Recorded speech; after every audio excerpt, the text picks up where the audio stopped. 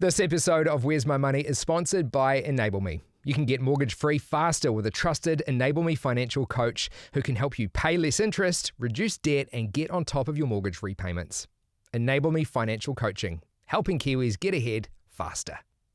Where's My Money? Making it all add up. She's stated her mission in life is to bridge the wealth gap. It's a super important topic. Big welcome to the Where's My Money studio, Te Kahukura Boynton, founder of Māori Millionaire. Thank you so much for having me. Looking forward to our kōrero today. It's so cool to have you in here because I've seen your name everywhere. You've been doing so much hard work. And I guess we're both tackling the same issue, but from different sides of the field, right? Yeah. Particularly with your focus on the Māori community, bridging the wealth gap. I'm just all about saying the words, talking about money. The more you talk about it, the more you're likely to try and figure it out for yourself, right? So it is kind of the same kaupapa, but just from different perspectives, different contexts. Give it to me from the start. What led you to this point where you're sitting in a podcast studio, you've got your own podcast, you've got a book tour coming up. How'd you get here? For people who don't know what your journey was, what was your upbringing around, how were you exposed to money and why did you decide that this is your calling? Yeah. Well, I think growing up, I've always known that like money is my calling, and it sounds so funny because, most kids are like just wanting to have fun and doing things like that, but I've always been obsessed with money. So like I started busking outside Pack and Save. I was like selling secondhand pens to strangers down my road, like doing all of these different things to be able to make money because I always saw money as the way to be able to access the life that you want. And growing up, there were, quite a few challenges, things like trauma or being bullied at school and things. And I always saw money as like, if I just had money, then I'd be able to do whatever I wanted to do. And so from a young age, obsessed with money. But as I grew up, I started to realize that financial literacy wasn't the only thing that impacted your relationship with money. Because I felt like I was financially literate from a very young age. I read Rich Dad, Poor Dad when I was 8 years old. Whoa, okay, you were obsessed. I was literally obsessed. And when I went to university, I was 17. I had dropped out of high school, but I got discretionary entrance to study law. It was then that I really started to see the impacts of not having money. So despite being interested in money, despite being passionate about money, I ended up really struggling with my mental health. I became a drug addict, and I was just struggling with every area of my life. And when I thought about Te Whare Tapawha, the 4 dimensions of health, I felt like my whare was crushed on top of me, like I wasn't, thriving in any area of my life. And so I thought, well, the only thing I need is to have more money, because if I had more money, then I can pay for therapy, I can get help, I can get the support that I need. This is an amazing different perspective. The saying, money can't buy you happiness. Yeah. I kind of call BS on that. Yeah, I'm like, money can totally buy you happiness because money as a tool gives you the freedom to do the things you want to do, achieve the things you want to achieve, help the people you want to help. Yeah. It's an amazingly different perspective though, because money would have brought you happiness back then because of the state of you, the way, like you said, your haora was completely crumbling. Yeah. Your spiritual and mental well-being was gone. Taking a step back, whereabouts did you grow up? Like, what was it? A community that was famously a poor or not wealthy community? What was it like? I grew up in Ahuriri in Napier with my mum and my brother. Yep. My mum was a solo mum, so everyone knows that solo mums are, carrying a lot, raising children and being a provider. Mums full stop carry a lot, let alone 100%, solo mums. Yeah, you're doing both jobs. I actually used to joke to my mum, it's like mum and dad mixed together, you're either mad or you're dumb. That's good. There's a t-shirt in that. Yeah. But so growing up, we didn't have an abundance of money, but money was always something that I really wanted. I wanted more money. I wanted to be able to live the life that I wanted to. So at university, when I had hit rock bottom again, I was like, well, we really need to sort this out. And I kind of found this quote online and it said, give it 6 months. And I thought, well, I feel like nothing's ever working, so I'll give it 6 months. And I decided to look online to find anyone talking about money who I could relate to. And everyone, they were just like, you just need to spend less, invest more. It's like not that complicated. And I was like, this is stupid, because when you've experienced trauma, when you have mental health, challenges, you can know, okay, I probably shouldn't spend money on this, but if your body is ruled by trauma, you're still going to spend your money on that. And so I thought, why don't I just start something new and start talking about money online myself and just share my journey of becoming a millionaire one day. And that was the starting point. It was opening up accounts called Māori Millionaire and just sharing my journey one day at a time. I did not anticipate like I'd be sitting in a podcast room or I'd have a book or anything like that. I just thought someone needs to talk about this. We need more Māori talking about money.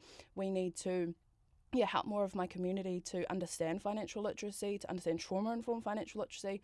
At that point, I didn't even know what trauma-informed financial literacy was, but I just wanted to start something new. So, yeah. How did you're saying you became a drug addict.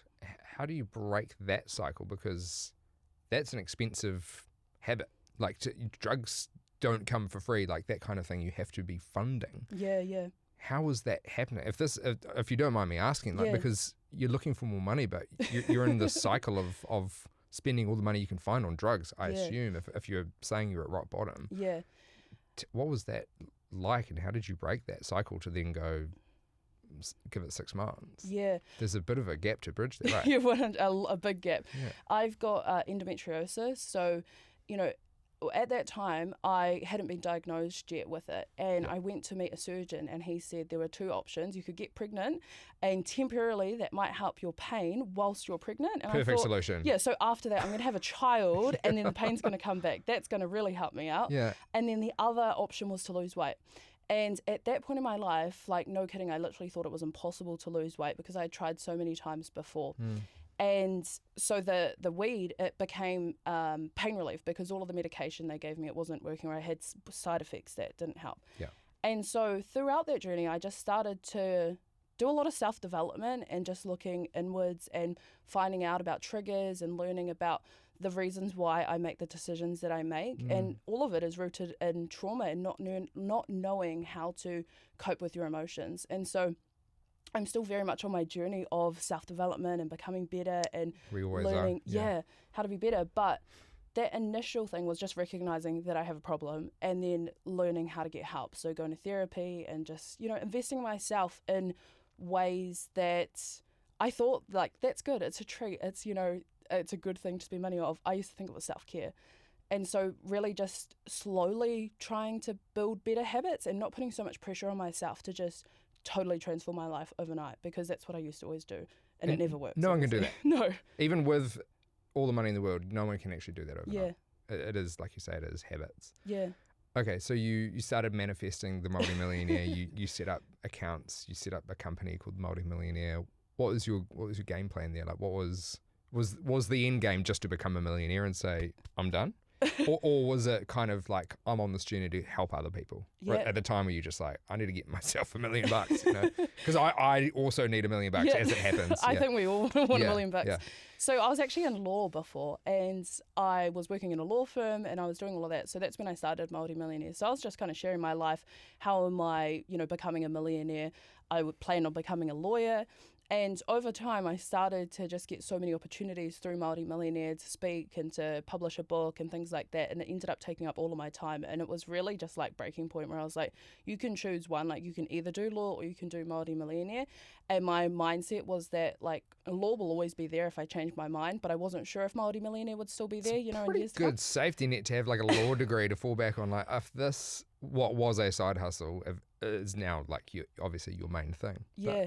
Well, to clarify, I haven't finished my law degree. Sure, but close. You've got more of a law degree than I have. I got half a law degree, which is fun. If everyone turns off every radio station in New Zealand, I don't have much to fall back on apart from this podcast. But you've got stuff to fall back on. That's what I kind of thought. I was like, you know what? I'm still young. I was only 19 when I became self-employed, and I was like, if this doesn't work, my worst case scenario is just what most people are doing, which is get a job. So I was like, it's not that bad. Yeah, and earn money. Like, that's kind of part of it. So you say your mission is to bridge the wealth gap. If we sat here again in 20 years, what would have to be different for you to say, done it? Or not done it, but I've moved the needle at least, because I don't think it's ever going to be done. No. Ultimately, I just want to see less people struggling. I want to see more people with the ability to invest in themselves, better access to healthcare, housing, all of those types of things. I don't really have like a specific measure of that, and I think that's something that I should probably work on, is how do I actually measure that impact, because it's quite hard to kind of see, people tell me, oh, I've paid off my debt, or I've bought a house, or I've done X, Y, Z, and that's really awesome to see. But I just want to see more of that. I want to see more people getting out of survival mode and actually being able to live the lives that we really want to be living. Yeah, I mean, so many New Zealanders are in survival mode with, particularly if they're already in home ownership. You know, their mortgages have gone through the roof. That's why I'm here. Our interest rates exploded, and all of a sudden I was staring down the barrel of selling our house. Yeah. But I think for people at the, at either end of the food chain, people who have heaps of money are still struggling because they've possibly overindulged in stuff that's landed them with more interest and yada yada. Other end of the scale, people are just, the cost of living is pushing them further and further away from that first rung on the property ladder. How's that different for Māori in your view? What's making it even harder for them that you're trying to bridge the gap for? Well, I think when we look at the history of New Zealand, our land was confiscated, and there were so many different things that happened during colonisation that impacted the relationship Māori have with money. One example is when the old age pension was first introduced in New Zealand, there were a few requirements in order to be able to get that. One of them was proving that you were sober for 5 years, good character, things like that. And at that time, there were a lot of Māori who didn't have proof of ID of their age and things like that. And so there were a lot of Māori who missed out on the old age pension. And if we think about that in today's terms, like having special requirements in order to get the old age pension, people would be absolutely ballistic.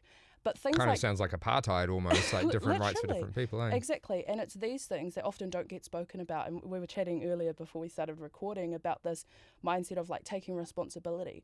For a lot of Māori, we're born 10 steps behind, non-Māori. And that's not to say that non-Māori don't struggle. They definitely do. But when we look at statistics, Māori disproportionately experience more trauma. They're raised in homes of violence or don't have money. And so when your whole community or a lot of your community are really struggling with money, that gets passed down through the generations, and it makes it that much harder to be able to heal your relationship with money.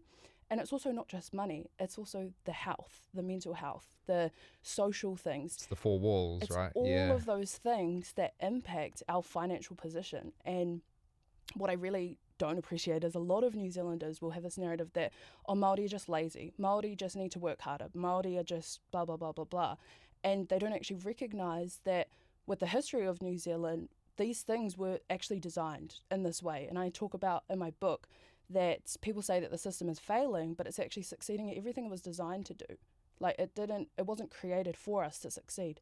And so we have to work through all of these systemic barriers, all of these things that we're experiencing at disproportionate rates, which is different to the non-Māori population. You touched on something there which I had as a question, and I think you kind of answered it as that personal responsibility thing. How much of it is personal responsibility versus how much should the world around you be the one to answer the question for you or sort of find the solution to it? What do you say to the people who are like, it's personal responsibility, like get yourself out of this situation? Yeah. Obviously, you've got some stats to come back with, but how do you deal with that day to day? I mean, you must face constant criticism from people who are blind to the problem. I see personal responsibility as like the biggest part of this, and I wouldn't be in the position I am if it weren't for taking responsibility, because I used to blame literally everyone. Like it was every single person outside of me. It was their fault for why I was struggling. It was the government's fault. It was these people's fault. It was all of these different people. And I just had this epiphany one day that so long as it is someone else's fault, my life is never going to change. So even if other people have been in the wrong, blaming them isn't going to help me. And so I think there can be two truths that can coexist. One, there can be systemic challenges. There can be people who have, hurt you or created harm in your life that have impacted you to behave in the way you do. But at the same time, the only person who can change that is yourself. And I started realizing that nobody's actually coming to save me. Nobody's going to come and fix my life for me. Nobody's going to help me in these ways. Nobody's going to hand me $1 million. And it was being able to take responsibility. That is very critical, and you can't achieve anything unless you take responsibility. But at the same time, with all of those other things, it's so much harder to be able to take responsibility, and that's not the only thing too. It's like they're kind of like bungee cords pulling you back from taking responsibility, or just making it way harder to take that first step or even the first 3 steps. The things you can't control are still trying to pull you back. Yeah. So it's even harder to take that personal responsibility step. But that's not to say once you have taken the first step, you can't use the help that's available to you, right? Because there's so much assistance, guidance, there's resources, there's websites, there's advice And that's a massive part of it too, right? Like no one's saying you've got to do it on your own. Yes, the first step has to be you. Did you reach out for advice when you started to go, actually, nah, I'm turning it around so I can start this journey? Who helped you? Because surely it wasn't all self-led. Surely you can't have gone, I'm doing all of this by myself. I think. Did you reach out for good advice? Because it's so important to have someone in your corner particularly when times get a little bit tough. Initially, I didn't feel like I had anyone I could really ask for help from. When I started Māori Millionaire, I literally didn't tell anyone for the first few months. Like I just started this new thing and I didn't even have like photos of me on there. And it was just a secret little thing. And it wasn't until I started to get like followers and stuff that I started to be, I started this little thing. Yeah. I felt so alone. I felt like there was no one I really could ask for help. And so initially it was books, it was podcasts, it was YouTube videos. Yep. I was raised in that kind of YouTube generation that was on their phones and things like that. So from a young age, I've always watched like entrepreneurs in the USA, 20-year-old CEOs. And so I always knew it was possible because I could see other people doing it. But I didn't really have, at that time, I didn't feel like I had people I could actually get support from. But I started taking those first steps by myself. And over time, I started to attract, relationships and people who could help me to grow my mission. Yeah, so. and now you've got big brands that want to work with you because they've realised your I'm work. cool. You're cool as, yeah. No, but your work is important, and you're doing a good job, and you've created this. It's more than a brand. Like it is genuinely a journey you're trying to bring people on.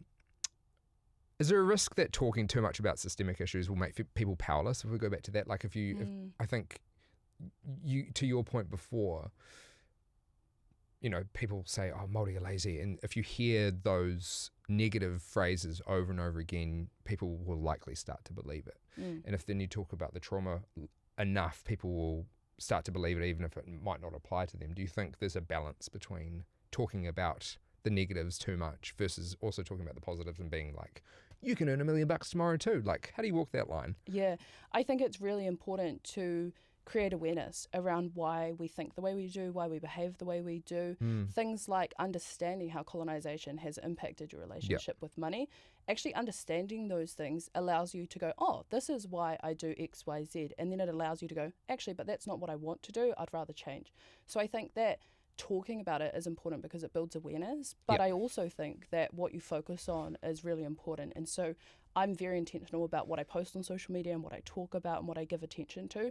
So as an example, things like the cost of living crisis, despite it being something that impacts so many people in such drastic ways, I intentionally don't talk about it on social media because what does that do? Like, what does talking about it actually do? It does nothing. I'd rather spend my energy focusing on teaching people, how can you increase your income? How can you focus on your You focus on the positives, focusing on the things within your control. I think that's why people are losing trust in mainstream media and the news because it is so negatively biased all the time. You're constantly being hit with the cost of living. It's calling it a crisis, the cost of fuel, blah, blah, blah. It's the headline. It's always it's almost clickbait. It is. But it's always the negative stuff that people are, it's like they're banking on people worrying about their own lives, which they are, to get the click, which is negatively gearing everyone's brains going, oh, what's next? And we're in this heightened state of anxiety. And I remember, for me personally, when we were in a financially bad state thinking we were going to lose the house, it takes its toll, eh? It does. Like, for someone who does actually have really stable, consistent income, we were earning good money as a household, but it can still absolutely destroy your state of mind because of the messages you're constantly hearing. So to hear you say you focus on the positives is awesome. And you did that from the very start. You called yourself the Māori Millionaire. Did you find pressure in yourself once you'd done that though? Because you go, shit, I've kind of got to live up to this now. Is there a bit of pressure day to day? People going, are you a millionaire yet? Where's your $1 million? Have you got $1 million in the bank? Show me. Is that something? Yeah, it's so funny because when I first started, I was only 18 and I was completely naive as to what $1 million even like looks or feels like or anything like that. Or and what it can fix. Exactly. And I think I overestimated what $1 million could actually do in my life. So I started that off and so many people were like, you're never going to become a millionaire. Like, you're fat. You need to focus on going to the gym, all of this kind of stuff. So, they were saying all of these things and I kind of took it as like, no, I'm gonna become a millionaire. I'm gonna prove you guys wrong. And then after a while, I'd say, how old was I? Probably a couple of years, I felt like I wasn't moving towards that as fast as I thought that I would. Yeah. And I started to feel a lot of pressure, and I started to be really paranoid. Like, oh my gosh, what if, Self-doubt setting in. yeah, what if I've created this whole thing, and what if I don't actually become a millionaire, and what if I fail, and all of these kind of things. And I started to realize that just entertaining thoughts like that isn't going to help me. And so I started just focusing on, like, I've actually improved so much. And I recently read this book called The Gap in the Game by Dan Sullivan, and it talks about measuring success backwards from where you started as opposed to where you're, like, how far away you are from where you want to go. From the finish line. Yeah. And so I started doing things like that, and actually, like, my whole entire life has changed. And even if you can't measure it at that early point from a financial perspective, I was building the foundations to where I'm at now. And, you know, being a homeowner, having $100,000 in assets, those things wouldn't have been possible if back then I was like, oh, I don't think I'm going to do it. I think I set a goal too big. And now my mindset is like, I literally don't even care if someone says you're never going to get there, because I full body believe that I will become a millionaire, and it's only a matter of time. What if I told you there's a way to get mortgage-free faster without going to extremes like cutting out all the luxuries or living off baked beans? You can get expert, trusted advice from an experienced Enable Me financial coach that can help you pay less interest, reduce debt, and get mortgage-free faster. An Enable Me financial coach can provide you with a smart, strategic financial plan that can help you get on top of your mortgage. That's what I did. Enable Me, helping Kiwis make smarter money moves. Thank you to Enable Me for sponsoring Where's My Money. You probably won't even be able to see those obstacles that you thought were in front of you back then. Eh? Yeah. It's kind of like climbing a mountain. If you're at the bottom, you can see all the little hills in front of you before you even get to the big mountain. Yeah. But if you're looking back down, you can't see them. It all just looks flat. Yeah. You kind of like, what was stopping me? Yeah. I mean, it's nothing stopping you now. I can see that. But are you kind of just like, why didn't I start this 5 years earlier? Like, Yeah. imagine where it could be. Like, well, I think once you get a taste of not success, but at least the satisfaction of progress, it's kind of addictive. Yeah, it is. Is that what it's like for you? It's so rewarding. And it's not just about money. Like, that's not my, it's my whole business is about financial independence, but that's not the thing that drives me. It's about being able to heal, being able to live the lives that we want to. Like, I'm 100 times happier than I used to be. Yeah. I have so much more fulfillment. There's so many blessings in my life that wouldn't be here if it weren't for this self-development journey. Like, I'm genuinely more grateful about everything. And back from when I started, like, I hated everything. I looked around, I hate this place, I hate where I live, I hate my life, everything. And, like, every single day I'm like, I'm so grateful. Like, I'm so grateful I got asked to be here. I'm so grateful I could drive here. I'm so grateful I have gas. So those things, I guess the things that you can't measure on a spreadsheet, those are the things that have transformed my life. Man, you're so positive. I wish I could carry some of your positivity around. Can you leave some at the door? That would be fantastic. It's a choice, I think, because when I started, I felt like it wasn't a choice. I felt like I just think the way that I think because that's just how I was born. But we get to choose how we think, and we get to change our thought processes and change our beliefs. And, I read a lot of books about rewiring your mindset and things like that. So it's really being intentional about choosing to live every day with that mindset. Yeah. Because this journey would absolutely suck if if I wasn't positive. It's like, wow, I'm working so hard, prioritizing my business, prioritizing my goals. It's like, you've got to have something to enjoy. 100%. What do you do to enjoy, like, outside of enjoying what you're doing, which is awesome, and you're in a great place to be able to say that. You love your job, you love what you do. What do you do outside of money stuff to enjoy life and kind of nourish yourself? Well, someone asked me this recently, and I said, you're not allowed to ask that question because there's no answer. I'm trying to work on that. I've been trying to, like, the work-life balance. Yeah, it's quite difficult, and that's something I'm trying to work through. I've never really been let's a brainstorm. person. Let's workshop this. I started knitting. Yep, got bored. I love reading, but I always read, like, self-development books, so I don't like fiction. So that feels like it's also kind of working. Shit, do we need to get you to go to the movies or something? No, I fall asleep. I literally fall asleep at the movies. Or I start working on my phone. Oh my God. I'm working on it. Yeah. You're still an addict, my friend, but it's an addict of a totally different cross kind. addiction. This is probably a better addiction, arguably. Yeah, but at least I get money out of it. That's true. So what is your situation now? You're a homeowner? Yeah. Have you got into, like, investing outside of property? Like, you're into shares? What's the, like, is that part of your portfolio, your strategy? Yeah, so a little bit in shares, mostly in property and my business. That's the main funnel that I'm like, I just want to maximize growing my business, being able to create as much impact. I believe that money is just a byproduct of impact. The more people you help, the more money flows through the business. So initially I was thinking, shares and my business. And then it became, well, the more we invest in my business, the more that will grow. And then I was like, maybe it's too much just in my business. I think I should go into, buy a property and try and find other ways to diversify my portfolio. Yep. But it's been an interesting journey because, a lot of this is just trying different things, seeing what property. I'd like to get into another property in the near future and just continue to grow my portfolio, grow my business and hire more people. I really want to create employment opportunities specifically for rangatahi and being able to open up pathways and showing them about business, and maybe they'll be able to come and work for me and then go, actually, I could start my own business. So it's, you're kind of seeding success that way, because hopefully you create some successful young people that then want to pass that on. They create 3 successful young people each. They create, that multiplier effect. It's how a pyramid scheme kind of works, I guess. But you want a good, healthy, positive pyramid scheme, right? And that's like a good outcome. Do you think the world of investing, particularly when it comes to shares, it's a tricky world for anyone who's not in it to understand? Is that a really big gap to bridge for communities that you work with, particularly Māori? Is that a whole other project for you in terms of going, here's finance, here's your personal world and getting better with money, here's investing? Or do you think there's a crossover? Oh no, I think they're definitely interconnected. Yeah. I think a lot of people think that investing is a lot more complicated than it actually is. And I think that's down to a lot of financial education that overcomplicates things. And it's actually not that complicated when you really think about it. And so I think just that hurdle of this feels so complicated, I don't even know where to start, but there are so many platforms now that make it so easy and accessible to get started. So double-edged sword though, do you think that some are making it too easy and kind of encouraging people to start throwing their money at something they don't understand? Because that's kind of one of the criticisms of platforms that a lot of people see really useful, Kernel, Sharesies, whatever it happens to be. You can chuck $20 at a thing and see it grow, or you could lose the money.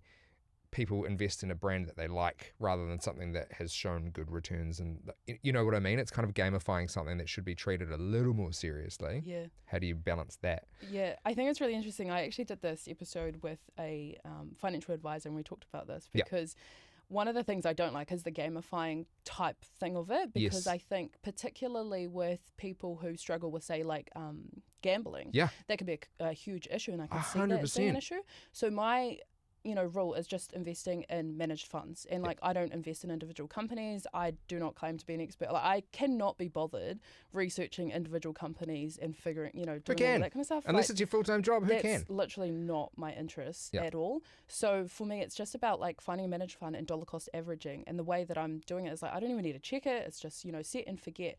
So I think that gamifying it could potentially, cause issues for some people. I think a lot of the feedback that I've heard is that a lot of people really like that and that it's fun and it's simple and it's easy. Yeah. But it's just about finding a strategy that works for you. And I think if you're just getting started, if you're going to, throw $5 at an individual company, I mean, that's not going to end the world. No. But I think getting started is the main step. And totally. Just starting with, I think my first investments were probably individual companies too. I didn't know what I was doing. So $5 at Nike, 100%. Yeah. What's that thing people say just buy the companies that you buy it. If you buy Nike, and I don't think that's the kind of approach I take. Yeah. I saw a video on Instagram literally last night, and it was set in 2002, and it was I've just bought this iPhone. I've just bought Apple shares. Instead of buying the product, buy the profit. But it's not always that easy. And I think this is where good advice comes into play.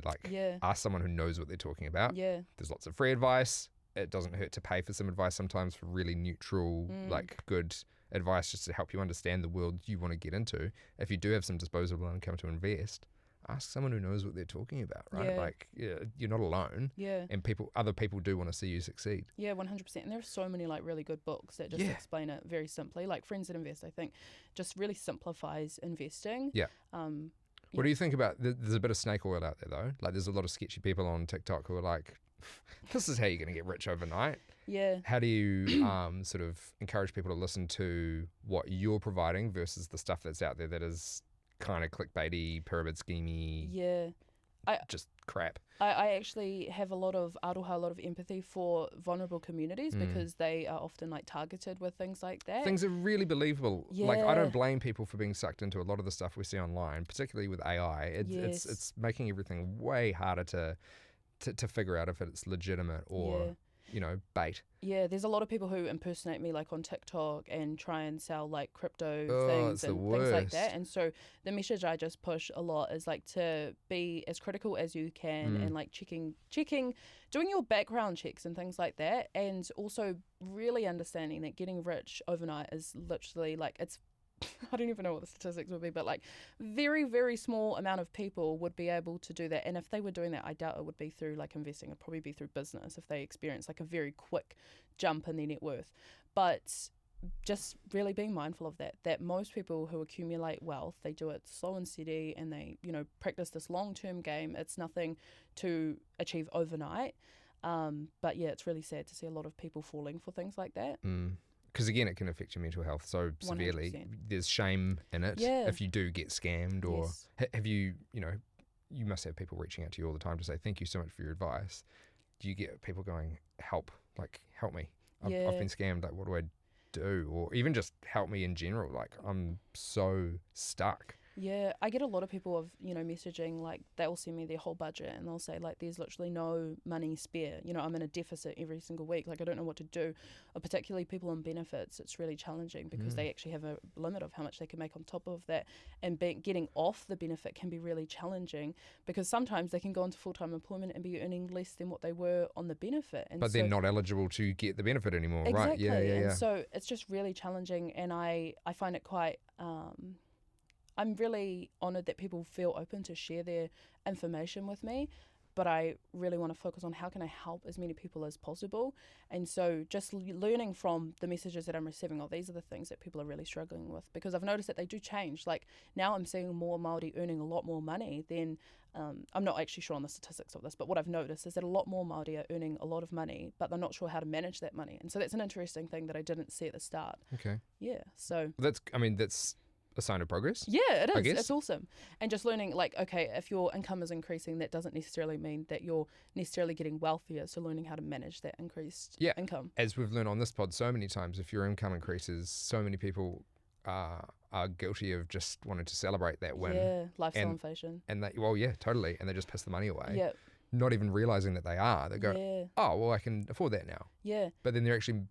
at the end of the day, they're going to have less money than they would have before the pay rise because they've just blown it all straight away. Yeah. And you spend it before you've even earned it. Yeah, and that can actually come from scarcity mindset. So if you have like this deep-rooted belief that you're actually not going to be wealthy, then if you experience a little pay rise, you're like, well, I'm never going to be rich anyway, so I may as well just get rid of it. The progress seems so small and insignificant that you just can't see the finish line. And you're just like, well, what does it matter? Yeah. But changed my life. It's actually so powerful. Like those habits of like, okay, I got a pay rise, I'm going to, increase my investments, or I'm going to put this money towards XYZ. Totally. Going back to the people who are messaging you and, here's my budget, can you help me? How do you deal with that burden? Like it becomes your burden a little bit because you want to help these people, but you can't pull them out of their situation straight away. Is that exhausting for you? I mean, you've admitted that you work 24/7 and you can't turn off and you can't even go to the movies without working. Like, how do you restrict yourself from making that your problem, because you can't solve everyone's problems individually? Yeah, I really had to work on that because it used to feel like, oh my gosh, like I need to help this person, like can I just like send the money and help them? And I was like, you can't do this, you can't run a business doing this. Totally. And so I had to just really learn that I'm doing the best that I can to be able to create resources for my community to learn about money, but ultimately I can't help everyone, and that's also not my responsibility to help everyone. My responsibility is making sure that I'm in a condition to be able to pour into my business and help my community. But I can't help every single person, but I can do as much as I can to be able to, show them different, mindsets and be able to create resources to help them. But I don't feel burdened by it. I feel like there's just a lot of work to do. And there's a lot more work to do. I'm still so young and I have my whole career ahead of me. But I can see this being something that, if I dedicate my lifetime to doing this, there's still going to be people who don't have money and who are still struggling. Struggling is the word I want to hook onto there. You're a magnificently positive person. but you must have, you know, some dark moments. You've been there before, and surely you can't have the smile on 24/7. Work stress gets to you. You know, you get these people messaging you constantly. What do you do? Like, who do you reach out to help for when you're struggling? If the people are reaching out to you, what do you do if you're struggling? I feel like this is turning into a therapy session. Well, I want to know. I'm so fascinated by someone who's so positive. Like, surely, you know, it's good it's helpful for me to know that you've got support, because you're creating this community to help others, but you have to look after yourself as well. Like, have you got someone? Yeah. Are you okay? Yeah, I'm okay. I promise. I know it sounds I'm deep. okay. I just like. No, it's a good. Like, it comes back to the burden of helping others. Like, my mum and my brother, they are like my support people, and they're always there for me, and I'm so grateful for them. My mum also calls me a lone wolf. I am very independent, and I'm really learning how to, you know, focus on interdependence more than independence, and I think that's so much more valuable. But who do I go to for help? My mum. She's someone who's always there for me, and whatever I'm navigating, she's there to talk to. And she also provides like this different mindset where I feel like I can be in the media, and I can be in these corporate environments, and I can be on all of these types of spaces. She's my normal. She's not part of those worlds, and she articulates it like she lives a little big life. Like, she lives a little life, and she sees my life as like a big life where I'm out and doing all of these things. But I really like that. I like having someone I can come, you know, back to, and we've had an interesting relationship, and we've learned how to better that. But right now, she's my biggest support person. You feel grounded when you're with her. Yeah. It's an interesting point too. The shift from, you know, being small town girl to all of a sudden you're walking into banks and all these big corporate environments to present your work to them.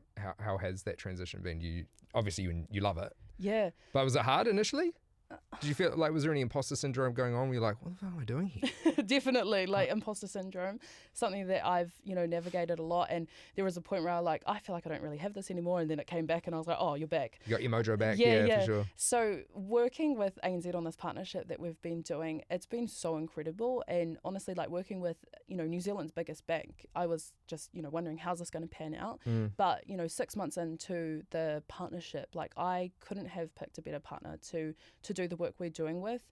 I have felt so supported by their team, and they've been so helpful to being there whenever I need help. And so it's really interesting. Like, it feels weird. I'm still, you know, I'm only 22, so I feel like I'm still like my brain isn't even fully developed yet. Oh my god.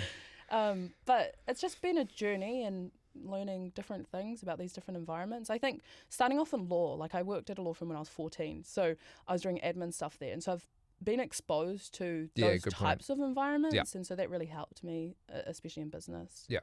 So my half a law degree did help. Yeah, nice. It's doing something.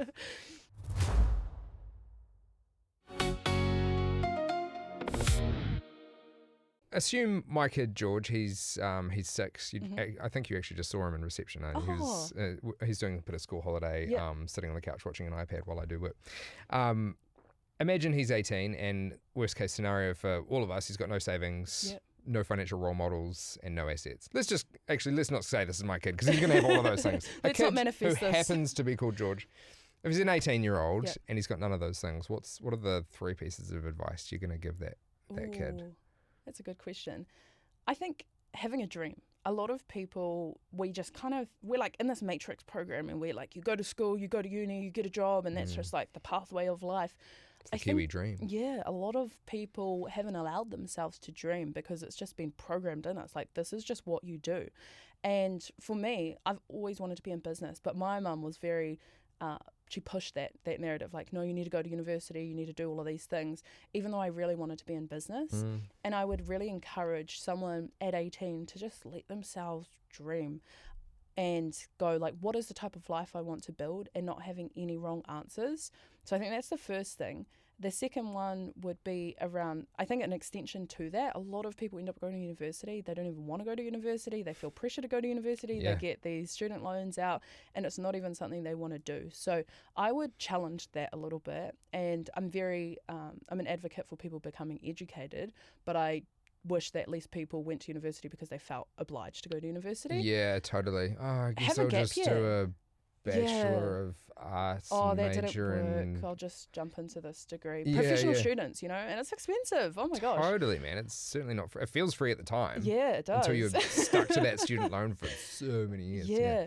So I would challenge that, feeling pressured to go to university unless you're certain on what you want to do, and have a gap year. I think people think life is so much deeper than it is. I really don't think it is. When I was young, it's just we just got to push to that next thing. It's just take your time. It's not that serious. Have a gap year, figure out what you want to do, and experiment with things. I think the next one would be having these foundational habits with your finances. So knowing your numbers, what's coming in, what's going out, having a budget, just Totally. those simple things. Yeah.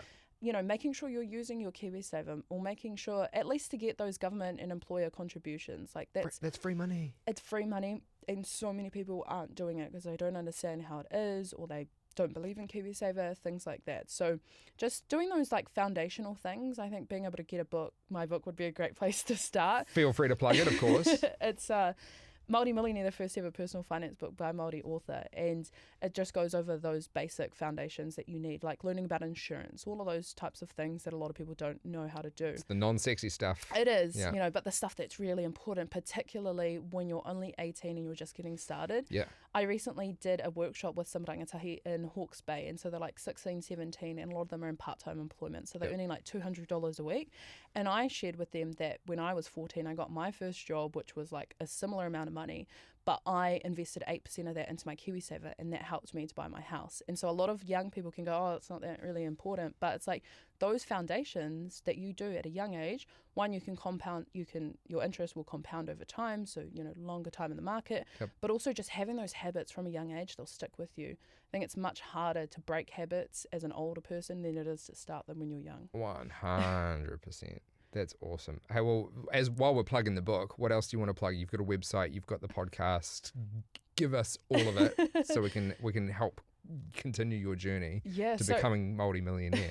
If for real. I'm talking cash in the bank. So Māori Millionaire, follow me on social media. I run online programs and just help people to learn about money and a safe environment. The last program I ran, it was called For My Moko, and it was all about healing your money mindset. And the feedback from that was 100% of the people said that it was a safe place to learn about money, which is huge because so many people will learn about money and they can feel judged, they can feel a lot of shame, they can just feel like it's not a fun place to be. So that was I was really proud to see that. Envy around money, eh? You're jealous of other people's success and that kind of puts you back a little further and go, well, I can't get what they have, Yeah. So, I just, on social media all the time, I'm very consistent on social media. I'm there every single day. And periodically we'll run programs for people to come and learn more about money. So. And is it just for Māori people? No, definitely not. Can anyone come along and experience what you've got to offer? Because I think it's a cool perspective, regardless of whether you're Māori or not, to help with any part of this, the good habits, just the understanding, getting rid of the stigmas. Yeah, 100%. Māori Millionaire is me, that's who I'm becoming, but it's open for everyone to come to. And there's been lots of non-Māori who have joined my programs, read my book. There's been people overseas who have read my book who aren't even Māori, who have been this is a really cool book. So it's literally one of the key things that's important in Māori culture is whakawhanaungatanga and relationships, and we've never been no, this is only for us. It's for everyone. Awesome. I love what you're doing. I think you've got you're on such a cool journey. It sounds like you've achieved a lifetime worth of success, but so far you're on step one because you're only 22 years old. Thank you so much for coming into the studio, and it's awesome to have you as a friend of the podcast now. I can't wait to stay in touch and see what you continue to do. Congrats on the success so far. Thank you so much for having me. I really appreciate it. Awesome. Thank you. Te Kahukura Boynton, Māori Millionaire. So lovely. If you want to go support her work and maybe find some inspo or guidance for yourself, check her out on Instagram at Māori Millionaire _. Speaking of Instagram, it's time to jump into the DMs and answer your money questions by picking up the Where's My Money hotline. The Where's My Money hotline. Just a reminder, this podcast is general information only and isn't financial, legal, or tax advice. It doesn't take your personal circumstances into account, so please don't rely on it as the basis for decisions. If you're thinking of acting on anything discussed, get advice from a suitably qualified and licensed advisor. People keep telling me I should use the equity in my home to buy an investment property. How do I know if I'm actually ready for that? People keep telling me. Who's people for Who starters? are the people? Because you better be getting good advice and not just Yeah. random advice from Yeah. Uncle Todd who's drunk at the barbecue. Yeah, who made all his money like 30 years ago. Yeah, as a boomer buying houses in Yeah. the 90s, Yeah. I'm sure that went Yeah. really well for him. Yeah. It is a tricky one, and I guess that was part of our Kiwi dream, was buying a house and then all of a sudden having heaps of equity because the price of our house was going to explode every month, Yeah. and we'd have this portfolio in front of us within about 10 Yeah. years, but that's Yeah. not happened. No. Quite Not the yet. opposite. Not yet. Not yet. Yeah, so you're dead right, actually, Reagan. Like, who are people that are saying you should do this? Yeah. Because where I start with what we're talking about here is we're starting to invest. And yes, you can invest by using the equity in your home to buy something else, like another property. That is a perfectly valid and can be very useful method of investing. But we are having the investing conversation. So what I would want to know would be, what is your risk appetite? Are you gung-ho or are you more of a safety warden? How much equity do you actually have in the home? Like, are you just below the 80% threshold? Yeah. Or are you're nearly mortgage free? And what are you going to be at when you take a chunk of money out? Yeah. Because it's not just That's right. you've built this much value. It's like how much are you actually able to use? That's right. Which differs from person to person, right? It does. Well, yeah, it does, exactly, in terms of affordability. Yeah. In terms of, there's a measurement that the bank use. One of their measurements is the loan to value ratio, so the LVR. So if I you hear have a lot about that in the news. You do. If you have $1 million house and an $800,000 mortgage, that's an 80% LVR. Yeah. And you do not have enough equity to leverage at that point because the bank won't, generally most banks won't lend over the 80% threshold on the family home. Yeah. So you would have to be sort of under that point to be able to then borrow again. And you need to actually have 20 or 30 or 40% deposit below that 80% threshold. That's a trap, That's the because I think trap. a lot of people buy their first home, they might get a 10% deposit That's situation because it's and their they're first at home. 90% LVR. Yeah. Yeah.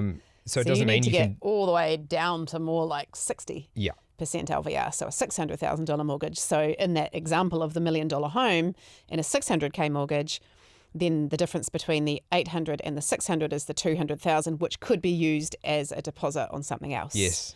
And then that thing kind of stands separately, but you're guaranteeing in the background. That's it. So and that's where your appetite for risk comes in. That's it.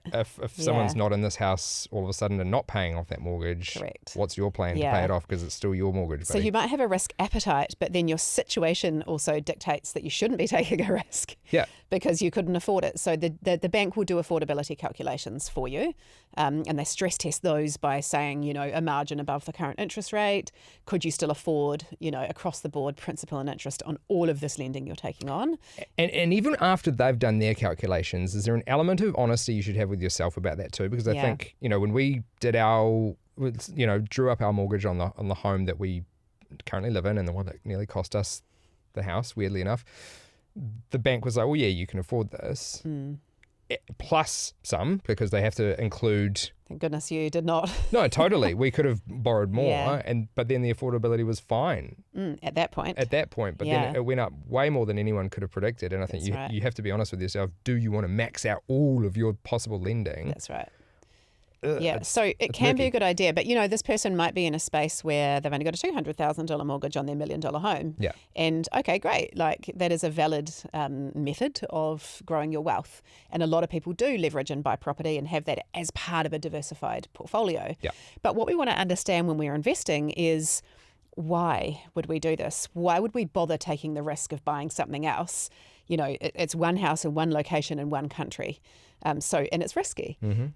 So you can't spread it out like you can with a managed fund, because with a managed fund, you can have little bits of this and that in tech industry and that kind of thing. But with a house, it does introduce a large amount of risk. And then you are also worried about OCR fluctuations and doubly worried about it. Yeah, that's right. And so we want to understand, well, what are your goals? What are we shooting for here? Are you trying to retire early? Do you want to help your kids get on the property ladder? Do you want to, be able to leave a legacy for your grandchildren?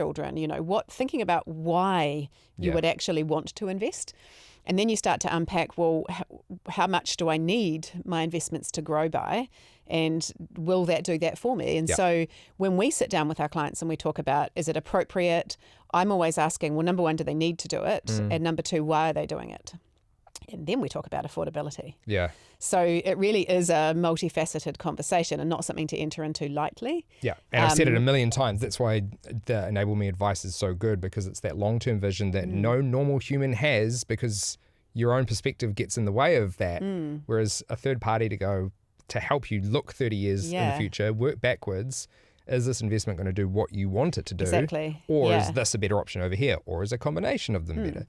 And what are those risks that are there? We do this for all forms of investment, but just we're talking about property at the moment. So what are those risks and how would we mitigate for them? So when are you going to be mortgage free on your home? How much of the debt do we need to pay off on that property so that it would look after itself or wash its own face? How long is that going to take? How many years do you have left of work? Are you likely to have more children, which might delay that a little further? Because one person's is that out a of work? risk that we're going to lose an income for a while? So you're looking at the holistic situation of the family and what kind of cash flow pressures they're going to come under or not. Yeah. And if they are in a position, the kids are older, they've got a lot of equity in the home, they're thinking, well, we've got a little bit of mortgage left, but we want to really get into expanding our investment portfolio. It can be a really good idea. It's something you can do alongside paying your mortgage down.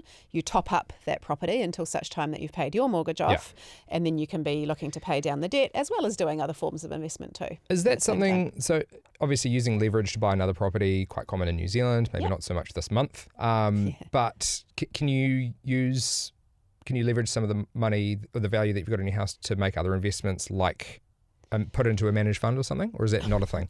It's not really a thing. I mean, you can leverage to buy a business. Yep. Leverage just means borrowing, right? So you can borrow to buy a business. And that's valid, and that you can go to the bank and say, I'd like to buy this business, can I borrow $500,000? You can't leverage to buy shares, generally speaking. Potentially there are some lenders that may do that under certain circumstances, but not that I've come across. Sure.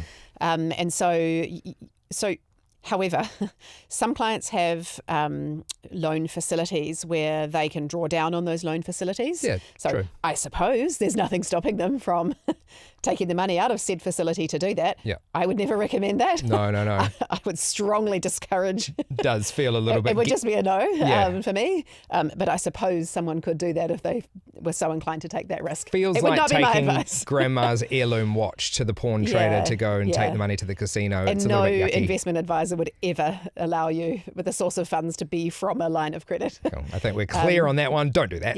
Yeah. Don't try and do that. No, it's not really the done thing. Okay. That said, I'm sure there are people out there who have gone out and gone rogue and bought some crypto or invested in some precious metals using or a classic car, for example. Yeah, this is it. Yeah, people have that I've dealt with over the years do have a really high tolerance for risk. Yeah.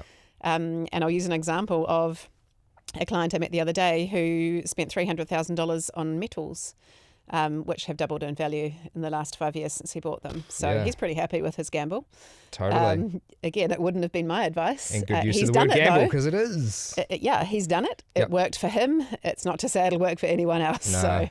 There are people out there with very high tolerance to risk that do some things that either pay off or don't. Yeah. So easy enough to do the maths on the equity in your home, but it all comes back to the same thing, which is get advice on it. Don't just start making Very decisions much so. without talking Very to much so. someone who's seen it all. Yeah, that's it. When it comes to leverage, you've mentioned something to me before, which is a tricky concept for me to grasp, and maybe it's because we need a whiteboard in the studio. We'll work on that. But you mentioned something about inflation and debt that was quite interesting. Can you take me through this again? Yeah, I can. And when people are asking about leverage and why we like to have a little bit of leverage if we can, and if it's appropriate in a client's investment portfolio, is the concept of not just leverage and that accelerating returns in certain circumstances, but the effect of inflation eroding the value of the debt. So the example is if you have $100,000 in the bank, it's worth at a 3% inflation rate $97,000 the following year in terms of its true value, its real value. I see. Same with the debt. Yeah, okay. So $100,000 of debt will also be worth $97,000. So without you having paid it off, it is actually becoming, in real terms, less over the years. Maybe I am a millionaire. Yeah. Probably not, No, okay. But something to consider Yeah. and sounds like a useful tool in conjunction right. with a bunch of other Yeah, investments. because that suit you. inflation sucks. Yeah, You yeah. know, it's awful that we have to keep paying more for the same thing. But when it comes to debt, great. And is that kind of comparable to buying a share in something at a certain rate and you lock in that rate, therefore its value goes up? Different thing? Kind of different. Different. It just means it's worth less. Yeah. Just means it's worth less. So Because the dollar is worth... the dollar is worth, your buying power Yeah. and it's the same concept when you transfer it into being debt. Yeah. You're still going to need the whiteboard for me. I think so. Yeah. Any burning questions you've got about your money, investing, KiwiSaver, it doesn't matter what it is. We want to help you get better with money at Where's My Money NZ on Instagram. Flick us a message. Shelley will lead us in the right direction and give us hope for the future. Thanks to Enable Me for sponsoring this episode of Where's My Money. With an Enable Me financial coach, you can get on top of your mortgage repayments so you can spend more time enjoying life and less time worrying about your finances. Enable Me Financial Coaching, helping Kiwis get ahead faster.